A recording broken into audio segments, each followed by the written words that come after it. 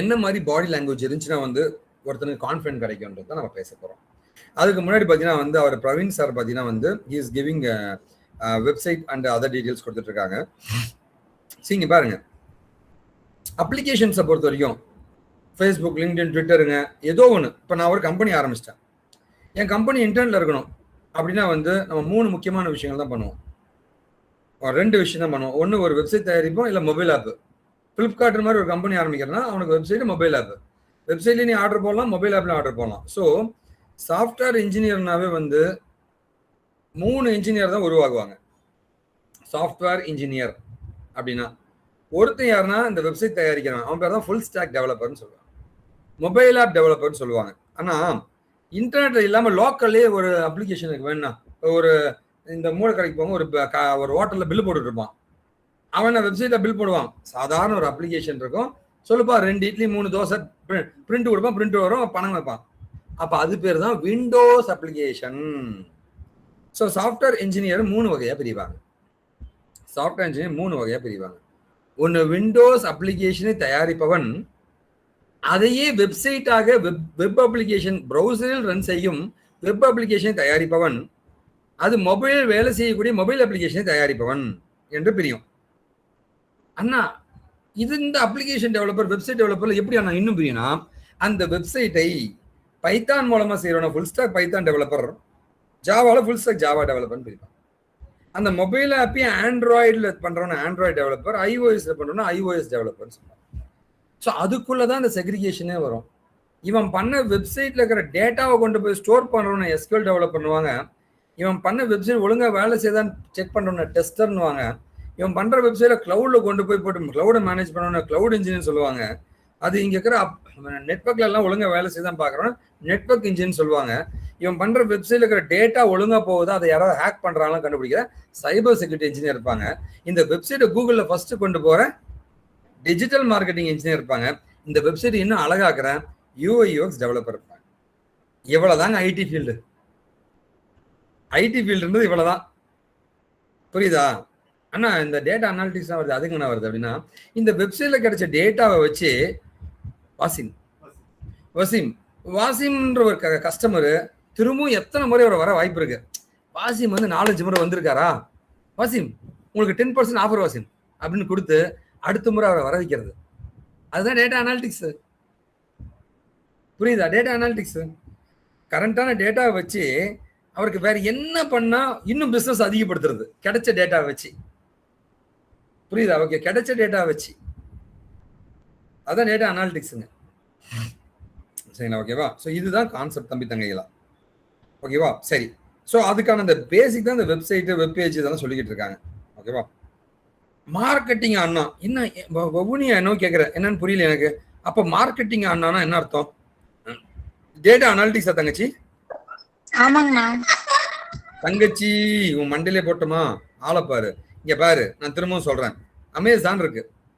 அமேசான்ல வந்து நான் வந்து ஒரு கிரிக்கெட் பேட் வாங்குறேன், ஆட் டு கார்ட்னு இருக்கு. கீழே பார்த்தா பீப்புள் ஆல்சோ பாட் அப்படி போட்டு கீழே கொடுத்துருப்பாங்க. இந்த பேட்டை வாங்கினவன் இது கூட சேர்ந்து பாலம் வாங்கியிருக்கான், உனக்கு நான் 10% ஆஃபர் தரேன் வாங்கிக்கோ. இது கூட வந்து இந்த காய்க்கு ஷீட் எல்லாம் போடுறான், 20% ஆஃபர் தான் வாங்கிக்கோ அப்படின்ட்டு கிடைத்த டேட்டாவை வைத்து அந்த கஸ்டமர் கிட்ட இருந்து இன்னும் பிசினஸ் எப்படி எடுக்கிறதுன்னு டெக்னிக்கலா சொல்றது. மார்க்கெட்டிங்னா என்ன சார்? இந்த மவுஸ் சார் அழகா இருக்கும் வாங்குங்க சார், சூப்பரா இருக்கும் வாங்க சார், 8 மாசம் வரைக்கும் வேலை செய்யுங்க சார், வாரண்டி இருக்கு சார். இது மார்க்கெட்டிங். இது மார்க்கெட்டிங் கிடையாது. கைண்ட் ஆஃப் இன்டைரக்டா இன்ஃப்ளூயன்சிங். மார்க்கெட்டிங்கை இன்ஃப்ளூயன்ஸ் பண்றவங்க. சரி, நான் இன்னொரு எக்ஸாம்பிள் சொல்றேன். யூடியூப்ல போயிட்டு நீ எதனா ஒரு ஆடை மட்டும் கிளிக் பண்ணு, திரும்பவும் அந்த ஆடு வந்துகிட்டே இருக்கும், உன்னை வாங்க வைக்க ட்ரை பண்ணுவாங்க. அந்த ஆடை வர வைக்கிறது தான் data analytics. Is purely technical, it's not marketing. Data science தான் என்ன? இப்போ வாசிம் இருக்காருன்னா, வாசிம் இன்னைக்கு வந்திருக்காரு, இன்னைக்கு இந்த வாசிமை வச்சு இவர்கிட்ட எப்படி பிசினஸ் எடுக்கிறது, ரியல் டைமா எடுக்கிறது. போன வருஷம் வந்து ஒவ்வொன்றியான ஒரு பொண்ணு என்கிட்ட வந்து படிச்சா, போன வருஷம் அந்த பொண்ணை வச்சு இப்ப எப்படி மார்க்கெட்டிங் பண்றது, புரியல? ஓகேவா? ஸோ இப்ப இருக்கிறத வச்சு அடுத்த வருஷத்துக்கு ஃபியூச்சரை மார்க்கெட்டிங் பண்ணா, மார்க்கெட்டிங்னு சொல்லக்கூடாதுங்க, ஃபியூச்சரை ப்ரெடிக்ட் பண்ணா ஸோ இப்போ ஃபார் எக்ஸாம்பிள் பார்த்தீங்கன்னு வச்சுங்களேன், வினோத் குமார்னு வச்சுக்கலாம். வினோத்னு ஒரு பையன் இருக்கான். வினோத் வந்து அடுத்த வருஷம் வந்து இவனால் நமக்கு என்ன பிஸ்னஸ் இருக்கு அப்படின்னு பார்க்கறது டேட்டா சயின்ஸ் ஃபியூச்சர். நாளைக்கு என்ன பிஸ்னஸ் கண்டுபிடிக்கிறது அனாலிட்டிக்ஸ். புரியுதா? ஓகேவா? ஸோ அதாவதுங்க எப்படின்னா வவுனியாவுக்கு புரியுறமா நான் சொல்றேன் தங்கச்சி. ஒரு 100 கஸ்டமர் கிடைக்கிறாங்க. 100 கஸ்டமர் என்கிட்ட வந்து வாங்குறாங்க. இந்த 100 கஸ்டமர்ல தங்கச்சி தெரிஞ்சுக்கோ, இதுதான் இந்த 100 கஸ்டமர்ல எத்தனை கஸ்டமர் வந்து நமக்கு அடுத்த பிசினஸ் தருவான்னு கண்டுபிடிக்கிறது தான் அனாலிட்டிக்ஸ். அந்த 100 கஸ்டமர்ல 20 பேர் வந்து திரும்ப வருவான்டா அப்படின்னு கண்டுபிடிச்சி அந்த 20 பேருக்கு கூட போன் பேசுறது மார்க்கெட்டிங், கண்டுபிடிக்கிறது அனாலிட்டிக்ஸ்ங்க. அவனுக்கு போன் பண்ணி கன்வின்ஸ் பண்றது மார்க்கெட்டிங். புரியுதா? இதான் அனாலிட்டிக்ஸ். சரியா? சரி, ஓகே. இப்போ நம்ம கதைக்கு போகலாம்னு நினைக்கிறேன், ரொம்ப டைம் ஆயிடுச்சு. ஸோ இப்போ நம்ம பார்க்கறது பார்த்தீங்கன்னா வந்து மறந்துட்டேன் என்ன டாபிக், பாடி லாங்குவேஜ். ஸோ இன்னைக்கு நம்ம பார்க்கறது பாடி லாங்குவேஜ் தம்பிகளா. சி ஃபர்ஸ்ட் பார்த்தீங்கன்னா வந்து ஒரு கம்பெனியை பொறுத்த வரைக்கும் இங்கே பாருங்களேன், நான் சிம்பிளா உங்ககிட்ட நானே கேட்குறேன். ஒரு டிஷர்ட் போட்டு கழுத்துல ஒரு செயின், என்கிட்ட ஒரு ஹெவியான ஒரு செயின் இருக்கு, போட்டு வந்து உட்காந்துட்டு பேசலாம், நீங்க என்ன நினைப்பீங்க? யாரோ ஒரு பொறுக்கி போய் மாதிரி பேசலாம்னு நினைப்பீங்க. என் மேல ஒரு மரியாதை வருமா? ஃபுல் ஹேண்ட் ஷர்ட் போட்டுக்கிட்டு ஸ்பெக்ஸ் போட்டுக்கிட்டு கொஞ்சம் டீசெண்டான பெல்ட் போட்டுட்டு பேண்ட் எல்லாமே ஃபார்மல் ட்ரெஸ். நம்ம போட்டுக்கிறது ஃபார்மல் ட்ரெஸ், இங்கே பாரு, இன் பண்ணி ஃபார்மல் ட்ரெஸ்ல நான் வந்திருக்கேன். அப்போ ட்ரெஸ் முட்டி வலிக்குது, வயசாயிடுச்சு, முட்டி வலிக்குது. சரியா? திடீர்னு இறந்தது வலிக்குது. ஃபார்மலான ஒரு ட்ரெஸ் தாங்க முதல்ல உங்களுக்கு ஒரு நல்ல பேர் உருவாக்கும். நீங்க ஒரு தோடு போட்டுக்கிட்டு கழுத்துல வந்து கையில வந்து ஒரு காப்பு போட்டுக்கிட்டு, சில பேர்லாம் கருப்பு கலர் விஜய் போட்டிருக்காருன்னு பேண்ட் போட்டிருப்பாங்க. விஜய் சிஎம் ஆயிட்டாரு, நீ எப்ப ஆக போற? விஜயை மதிப்பாங்க, ஒன்ன மதிப்பாங்களா? நம்ம யோசிக்கணும் அதை. புரியுங்களா? ஓகேவா? நம்ம பசங்க என்ன பண்றாங்க தெரியுங்களா? இந்த ஜென்ரேஷன் கெத்தா இருக்கணும்னு நினைப்பாங்க. டேய், நீ அப்படி மனசுல நினைச்சிட்டு இருக்க, அடுத்தவங்க உன்னை எப்படி பாக்குறான்னு யாருமே யோசிக்க மாட்டாங்க.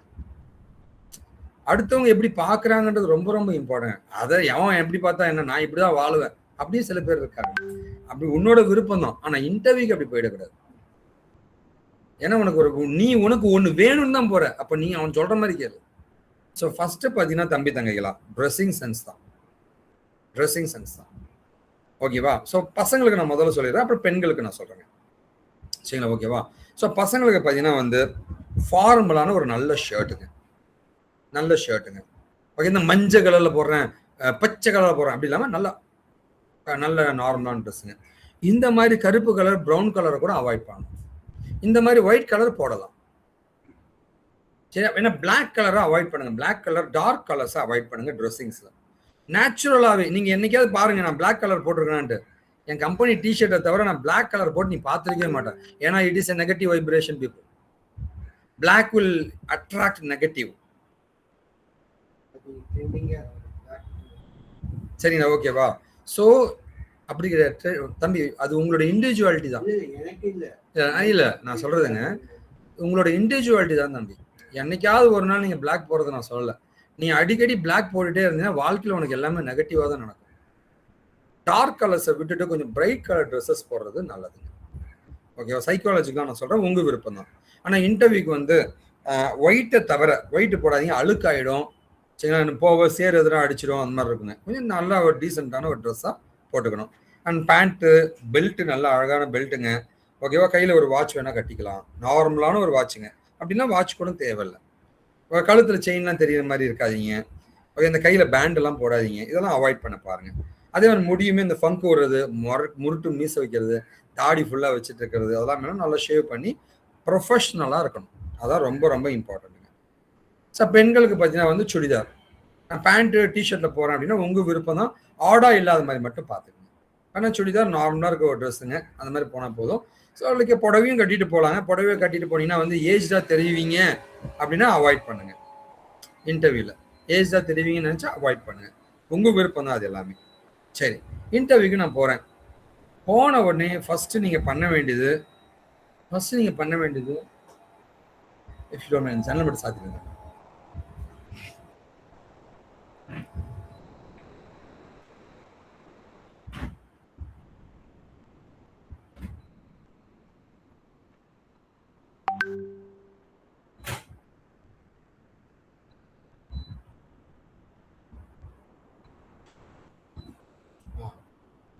சரி, ஓகே.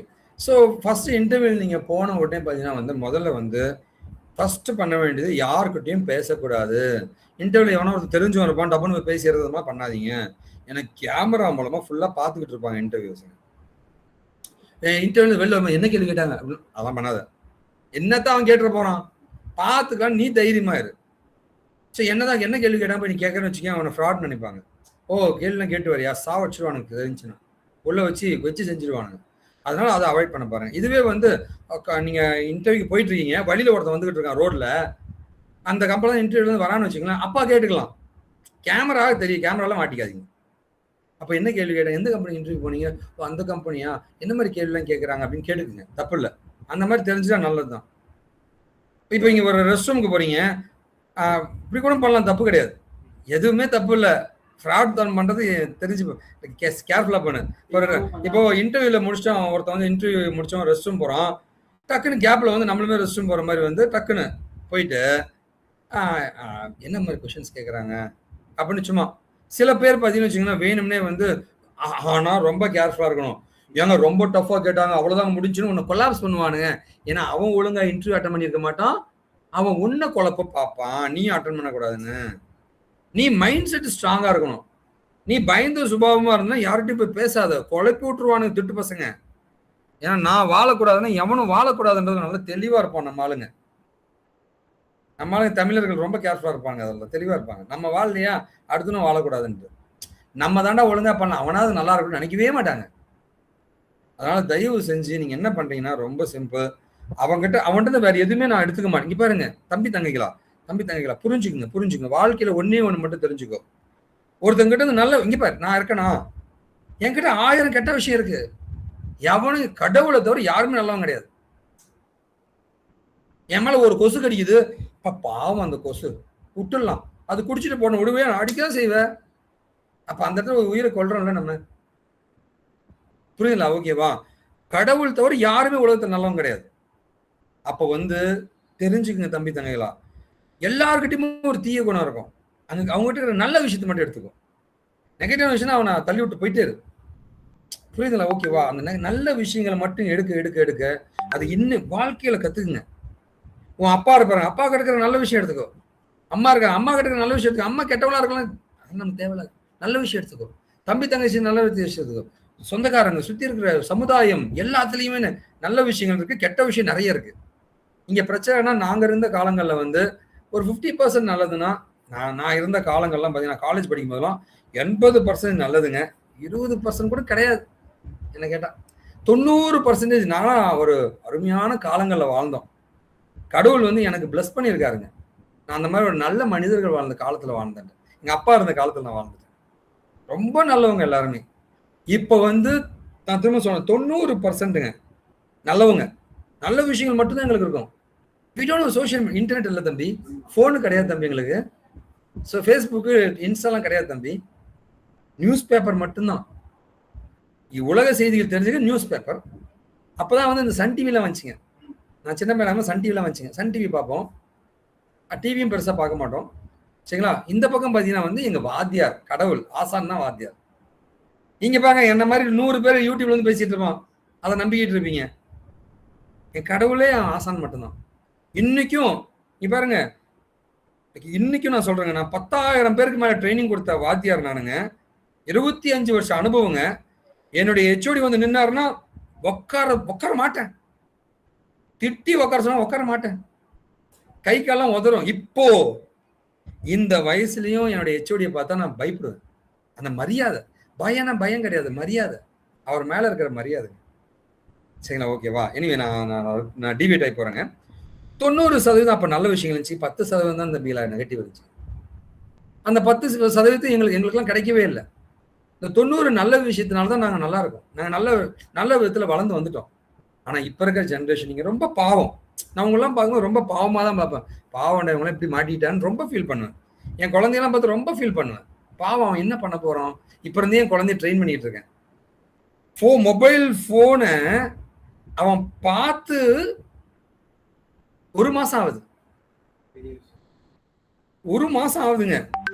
கிட்டத்தட்ட நேத்து தான் வந்து நான் அவனுக்கு நான் ஒரு வீடியோ காமிச்சேன். இந்த ஒரு ஜோக்கான வீடியோ. அதுவும் ஒருத்தன் குளிப்பான், அவனுக்கு தெரியாம ஷாம்பு ஊத்துவாங்க. எனக்கு இதுல வந்துச்சுங்க. உடனே அவனை காமிச்சா அவனும் விழுந்து சிரிச்சிட்டு இருந்தான். ஆல்மோஸ்ட் அதுவும் 4 நிமிஷம் தான் அந்த வீடியோ. அப்ப அவ்வளவுதான், அவனுக்கு முடிஞ்சிச்சு டைம். டக்குன்னு எனக்கு மூளை ஐயோ ஃபோன் பாக்குறான் அவன், டக்குன்னு கட் பண்ணி வச்சிட்டேன். புரியுதுங்களா? ஓகேவா? இல்லை நானுமே அதுதானங்க, என் குழந்தை இருக்கும்போது நான் அப்படித்தானே இருக்கணும். நான் ஆல்மோஸ்ட் 150 ஹவர்ஸ் ஆகுதுங்க ஃபோன் நான் யூஸ் பண்ணி. இன்கமிங் அவுட் கோயிங் தவிர ஃபோன் யூஸ் பண்ணி 150 ஹவர்ஸ் ஆக போகுதுங்க. இது ஒரு சேலஞ்சா வச்சிருக்கேன். அடுத்து ஒரு 1.5 மாசத்துக்கு யூஸ் பண்ணாம இருக்க முடியுதான்னு பாக்குறேன் நான். நல்லா இருக்கு இல்லையா? 1.5 மாசத்துக்கு ஃபேஸ்புக்கு, யூடியூப், ஃபேஸ்புக் என்கிட்ட அக்கௌண்ட் கிடையாது, யூடியூப் மட்டும் தான் என்கிட்ட இருக்கும். ஒரே ஆப் யூடியூப் மட்டும் தான். யூடியூப் 1.5 மாசத்துக்கு பார்க்கக்கூடாது. சரி, 1.5 மாசத்துக்கு பார்க்கக்கூடாது. இதான் என்னுடைய சேலஞ்சு. பார்க்கலாம் நான் பண்றேனான்ட்டு. ஆல்மோஸ்ட் இப்போ ஒரு வாரம் ஆயிடுச்சுங்க. ஒரு வாரம் ஆயிடுச்சு ஃபோன் யூஸ் பண்ணி. பார்க்கலாம், நான் எப்படியாவது பண்ணிடுவேன்னு நினைக்கிறேன். பண்ணிடுவேனா? ஆமா. சரி, நீங்களும் பண்ணுங்க. சரிங்களா? ஓகேவா? மொபைல் ஃபோன்ல இருந்து வெளில வந்துருங்க. வேண்டாம். இல்ல அது ஏன் தெரியுங்களா? நான் மனசுல ரொம்ப மன வருத்தம் எனக்குங்க. என்ன வருத்தம்னா, நான் போன வாரம் ஒரு வீடியோ பார்த்துக்கிட்டு இருந்தேன். அப்ப என் குழந்தை என்கிட்ட விளையாடணும், என் மேல விழுந்து விளையாடணும். என் மேல விழுந்தோன்னு எனக்கு பயங்கரமா அடிபட்டுச்சுன்னா அடிச்சிட்டான். ரொம்ப ஃபீல் பண்ண காட்சி. இந்த ஒரு வீடியோவை பார்க்கறதுக்கு அவன் விளையாடணும்னு ஆசைப்படுறான், குழந்தை அழுதுட்டே போயிட்டா வெளில. ரொம்ப ஃபீல் பண்ண. சரி, இந்த வீடியோ ஆஃப்டர் ஆல் எவனோ ஒருத்தன் ஏதோ பேசுறான், ஸ்பீச் கொடுத்துட்டு இருந்தாங்க. நல்ல விஷயங்கள் தான் பார்ப்போம் நம்ம. எவனோ ஒருத்தன் ஏதோ ஒன்று கொடுத்துக்கிட்டு இருக்கான். இதுவா குழந்தை என்பது குழந்தை, நம்ம ஏன் எப்போ முட்டாள்தான் பண்ணிட்டு அன்னைக்கு முடிவு பண்ணு, அடுத்த ஒரு 1 month ஆகுது ஃபோனை தொடக்கூடாது, குழந்தை கூட ஸ்பெண்ட் பண்ணிட்டு. ஸோ அதுதான் ட்ரை பண்ணிட்டு இருக்கோம். சரிங்களா? ஓகேவா? சரி, ஓகே. எனிவே அதாவது சொல்லுவாங்க தெரியுங்களா, 48 நாள் நீ அந்த மாதிரி இருந்துட்டுனா நீ அதுவாகவே மாறிடுவ. அதனால தான் அந்த 48 நாள் விரதம் இருக்கிறதுலாம் காரணம். நீ 48 நாள் விரதம் இருப்பாங்க இல்லைங்களா? 48 நாள் இப்போ முஸ்லீம்லேயே பாருங்களேன், 1 month இருப்பீங்க தம்பி, 1 monthங்க. நீ 30 நாள் இருந்துட்டுனாவே அப்படியே உனக்கு பழக ஆரம்பிச்சிடுவ. பசி, வறுமை எல்லாத்தையும் தாண்டறதுக்கான பக்குவம் உனக்கு கிடைச்சிடும் அல்லாஹ்வின் கருணையால. அதனாலதான் இந்த மாதிரி பண்ணியிருப்பாங்க. ஓகேவா? 48 நாள் ஒரு செயலை நீ செய்யும் போது, அதனாலதான் படி படி படி படி படி. நீ 48 நாள் கண்டினியூஸா படிச்சுட்டுனா 49 நாள் உனக்கு ஆட்டோமேட்டிக்கா சிஸ்டம் ஆயிடும். உன்னுடைய பாடியோட செல்ஸ் மெமரியில போய் ஸ்டோர் ஆகும். சரிங்களா? ஓகேவா? சரி. ஸோ இன்டர்வியூக்கு போறீங்க அப்படின்னா 90% இப்போ இருக்கிறது உங்களுக்கு நெகட்டிவ் தான், 10% பாசிட்டிவ் இருக்கு. அதனால அந்த 10% பாசிட்டிவ் நோக்கி ஒரு 90% அவாய்ட் பண்ண பாரு. முக்கியமா உன் போனை ஒட்டினா போதும். இந்த வாட்ஸ்அப் ஸ்டேட்டஸ், இன்ஸ்டா, ஃபேஸ்புக் இதை விட்டுனாவே நீ சரியாயிடுவ, நீ ரெக்கவர் ஆயிடுவ. சரியா? ஓகேவா? சரி, நம்ம அப்படியே இதுலேருந்து வெளில வரலாம், இன்டர்வியூக்கு வரலாங்க. இன்டர்வியூல ஒருத்தன் ரெஸ்ட் ரூம் போறான். போனா போய் கேளுங்க அப்படின்னா அதுக்காக நீங்க ரெஸ்ட் ரூம் போவானான்னு பார்த்துட்டு இருக்காது. ப்ரிப்பேர் பண்ணு. நீ இன்டர்வியூக்கு நீ ரெடியாவு. எவனா வருவானா, கேட்கட்டுமா, ரிலாக்ஸா இது. நாம இன்டர்வியூ கெத்தா பண்ண போறோம். இந்த வேலை எந்ததாண்டா, இந்த வேலை எல்லாம் போடா, இதெல்லாம் 1000 நாள் மயிராச்சு, வாடா பாத்துக்கலாம். அச்சுரம் இன்டர்வியூ அடிக்கிறோம் இன்டர்வியூ கிடைக்கலாம். இதெல்லாம் 1000 இன்டர்வியூ போடா. 2 ஆங்கிள் நீ இருக்கணும், எதா இருந்தாலும் தயாரா இருக்கணும். பயப்படாது. எது ஐயோ இன்டர்வியூ அது கேட்டா என்ன பண்றது, இன்டர்வியூ அது எனக்கு கெரியர் கேப்பது கேட்டா என்ன பண்றது, லூசா, அவன் எதுவுமே யோசிக்காத.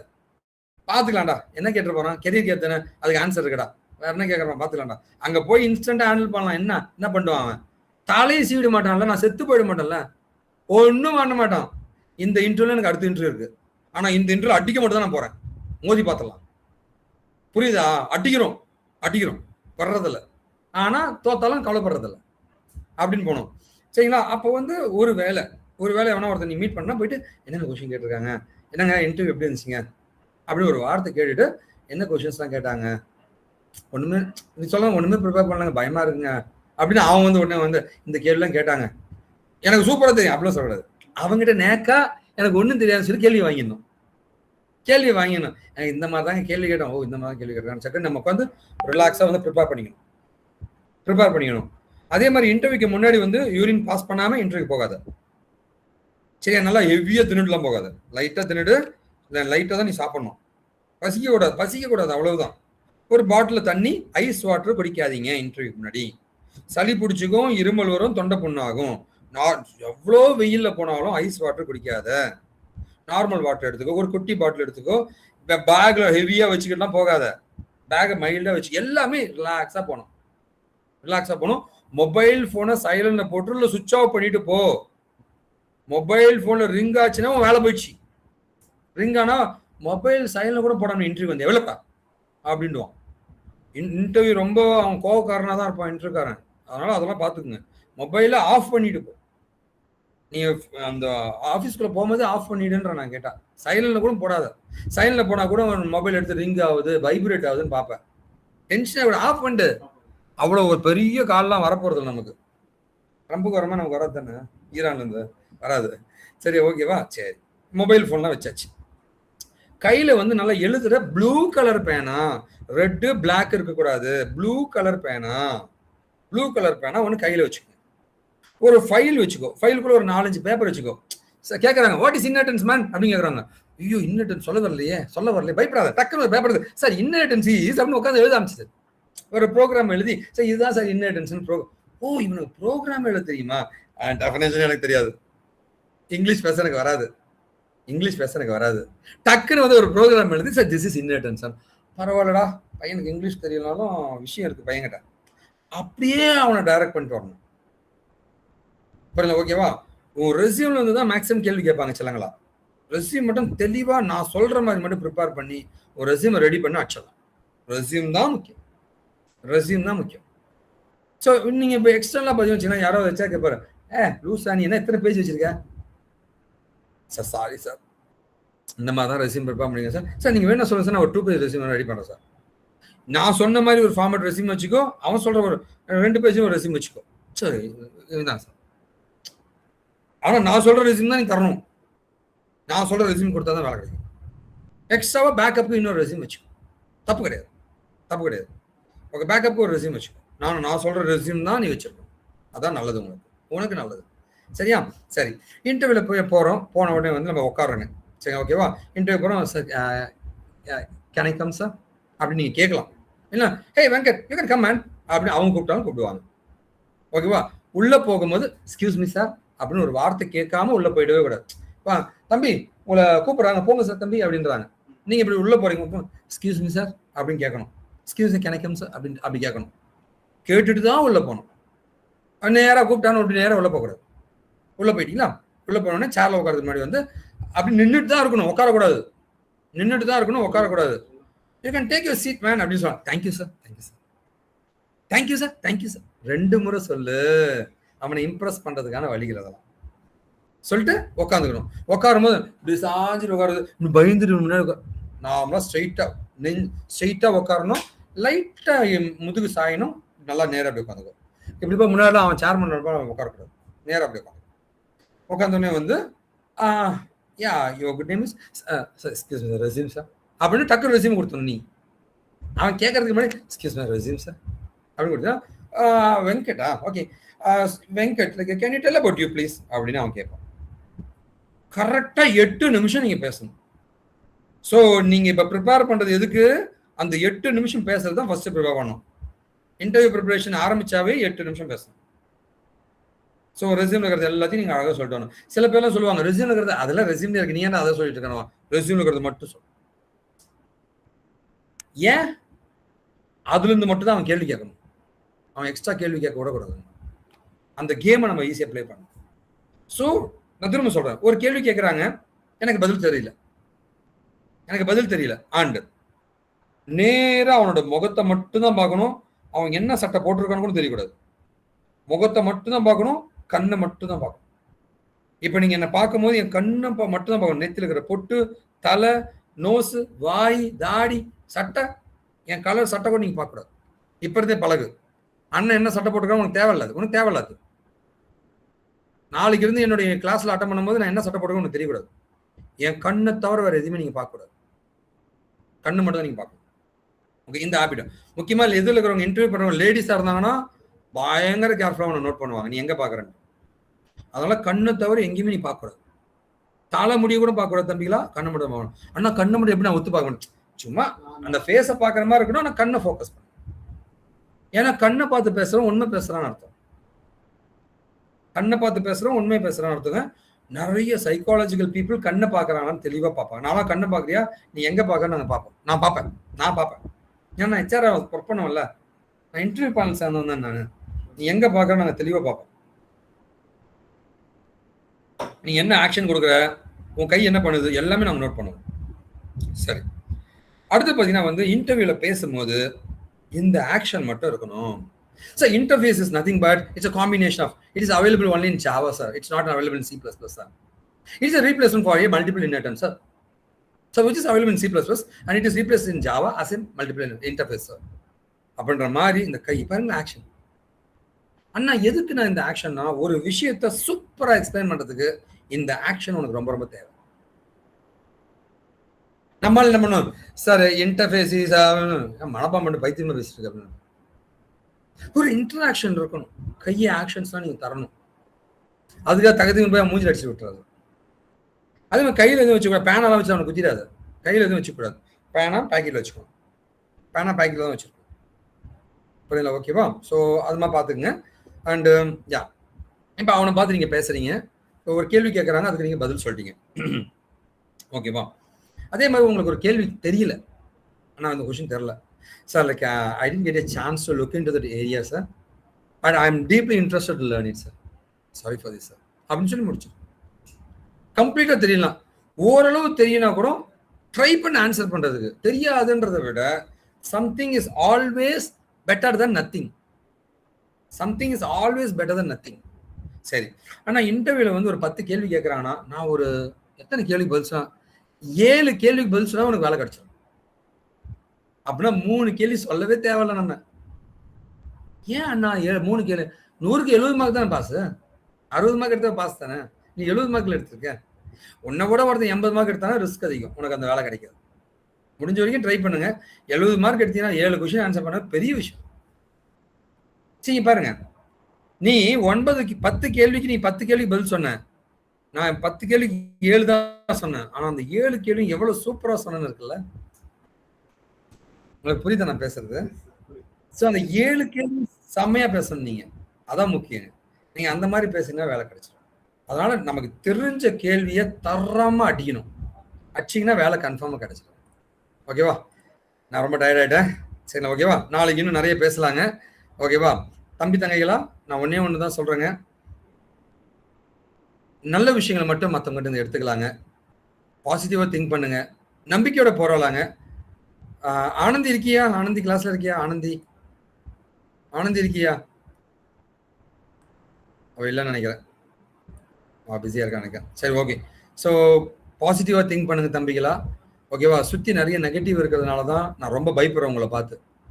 ஏன்னா நம்ம என்னதான் சொன்னாலுமே அதை தாண்டி டீவியேஷன் உனக்கு நிறைய இருக்கிறத தொட்டு எங்கே வேணால் டீவியேட் ஆகிடுவீங்க. டீவியேட் ஆகாதீங்க. மண்ணின் மீது ஆணை, வெற்றி நமதாகட்டும்.